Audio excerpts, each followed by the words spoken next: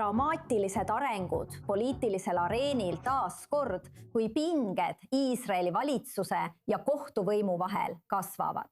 Esiteks võttis koalitsioon vastu seaduse, mis keelab ultraortodoksete ajateenistusest kõrvalehoidjate vahistamise.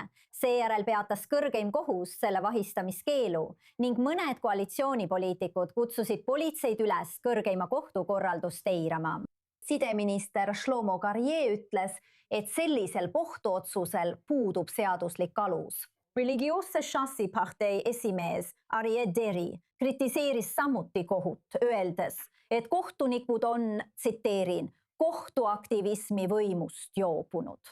Need on Haredi poliitilised juhid korduvalt rõhutanud, et yeshiva õpilased ei peaks olema kohustatud armees teenima, väites, et nad toovad riigile väärtust toora õppimise kaudu.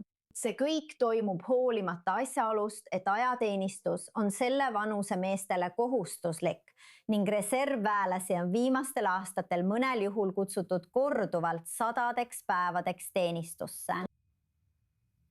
Seega, tõepoolest, rohkemate teadmiste saamiseks on mul hea meel tervitada stuudios Ari Tartarkat, kes on Reboot Centeri ingliskeelne direktor ja uudiskirja It's Noon in Israel toimetaja. Ari Tartarka, suur tänu veel kord, et olete siin.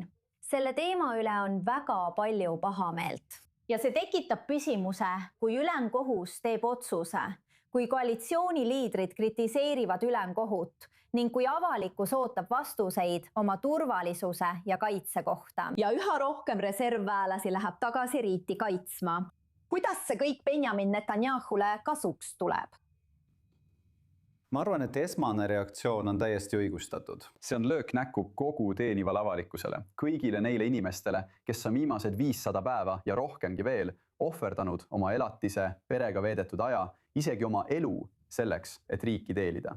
Ja nüüd võtame vastu seaduse, mis sisuliselt seab toora õppimise samale tasemele selle uskumatult vajaliku ja tohutu ohvriga, mida nemad toovad. Kui rääkida Netanyahust, siis minu arvates on üsna ilmne, millise tehingu ta siin tegi. Ta lõi käed mustapäise kuradiga ja ütles, anna mulle 3 kuud võimu juurde ja ma annan sulle selle. Ma arvan, et on väga ilmne, et Netanyahu ei usu, et see seadusandlus peab vastu kohtulikule kontrollile. Ma arvan, et ta panustab põhimõtteliselt sellele, et kui valimisteni jõuame, nüüd ametlikult 3 kuu pärast, siis inimesed annavad andeks ja unustavad. Mängus on suuremad tegurid ja lõpuks võib ta olla paremas positsioonis, et oma seisukoht avalikkusele selgitada, kui ta praegu on. Iisraeli kaitseväel on praegu tuhandeid sõdureid puudu. Turvalisuse probleemid püsivad. Kas sa tõesti arvad, et avalikkus annab andeks ja unustab, nagu sa ütlesid? Võib ainult loota, et nad ei tee seda. Ma arvan, et see on taas, ja ma ei kasuta seda sõna kergekäeliselt, reetmine. See on aeg, kus koalitsioon vaatab sõjaväes teenivatele inimestele otse silma ja ütleb lihtsalt vabandust, aga võim on tähtsam kui põhimõtted. Ma tunnustan neid Knesseti liikmeid, sealhulgas Dani Lutsit, Shira Haskelit ja Julie Edersteini, kes otsustasid, et põhimõte on tähtsam. Kes ütlesid, ma ei ole nõus seda seadust vastu võtma. See on lihtsalt minu väärtustega vastuolus ja nüüd otsivad nad alternatiivseid karjäärivõimalusi. Ja kui rääkida ülejäänud koalitsioonist, siis olen kindel, et paljud neist, kes tõenäoliselt on teeninud armees, kellel on sõpru ja perekonda armees, kelle toetajaskond, kelle valijaskond teenib armees, ütlevad endale, et see on okei. See on ajutine. See on kõik suurema hüvangu nimel. Ja kui me sinna jõuame, siis inimesed annavad meil andeks.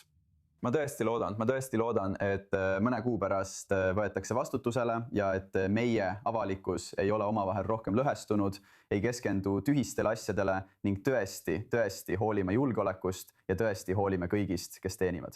Sest kahjuks oleme me minevikus näidanud, et tühised isiklikud poliitilised mängud võivad takistada neid asju, mis on tõesti vajalikud, et Iisrael saaks areneda. Kui rääkida vastutusest, siis uurimine selle kohta, mis juhtus 7. oktoobril, on samuti üks neist teemadest, mis praegu inimesi lõhestab. Riikliku uurimiskomisjoni osas Benjamin Netanyahu seda ei soovi. Räägi meile, kuidas see praegu riigi avalikkust mõjutab. Peaaegu 3 aastat on möödumas 7. oktoobrist ja inimesed tahavad endiselt vastuseid ning vastutust. Nüüd on vastutuse võtmine iga valitsemise oluline osa. ja on üsna selge, et me teame ka sisemistest aruannetest Netanyahu kontoris, et on üks sõna, mida seal kontoris ei tohi öelda ja see on vastutus, mis on uskumatult kahetsusväärne. Ma arvan, et kui me vaatame riiklikku uurimiskomisjoni, siis see ei saa olema see, mida koalitsioon tahab, ega ka see, mida opositsioon tahab. Sest see, mida opositsioon tahab, vähemalt paljud neist, ei ole lihtsalt vastutuse võtmine, see on Netanyahu süüdistamine. Ja loomulikult asub osa sellest temal, nagu kõigil neil, kes aitasid kaasa sellele sõjalisele kontseptsioonile, mis viis 7. oktoobrini. Lasub osa vastutusest, aga see ei saa olema ka see, mida Netanyahu tahab, mis tähendab, et see väldib tema poliitilisi tundlikkusi.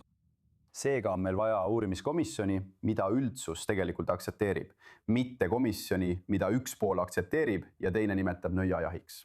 Mida mina tahaksin näha, on see, et Knesseti suurem osa tuleks kokku, võib-olla peetaks läbirääkimisi nagu 2005. aastal ja öeldaks, olgu, me teeme riikliku uurimiskomisjoni. Aga me tahame, et need inimesed oleksid komisjonis ja Knessetis võiks toimuda arutelu ning kompromisside leidmine.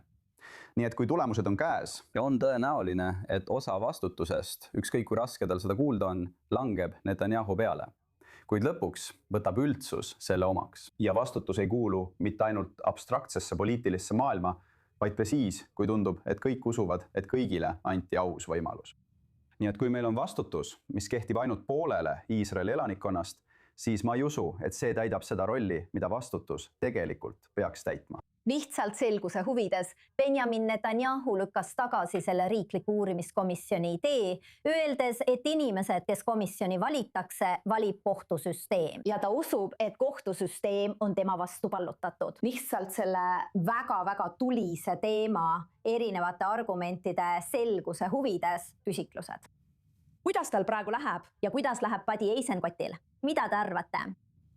Selle jaoks võiksin ma lihtsalt uuesti esitada enda salvestise eelmisest nädalast, sest viimaste kuude jooksul pole see muutunud. Me oleme endiselt kinni selles uskumatult raskes numbris, mis hoiab opositsiooni öösiti üleval ja laseb Netanyahul magama jääda. See on 58. Me oleme endiselt 58 peal ja praegu ei paista, et oleks mingit võimalust sellest üle minna. On kuulda sosinaid võimalikust uuest parempoolsest parteist, mis võiks tegelikult mõned neist kohtadest Netanyahult ära võtta ja vähemalt anda opositsioonile võimaluse nendega liituda. Peame ootama ja vaatama, kas need inimesed üldse tekivad.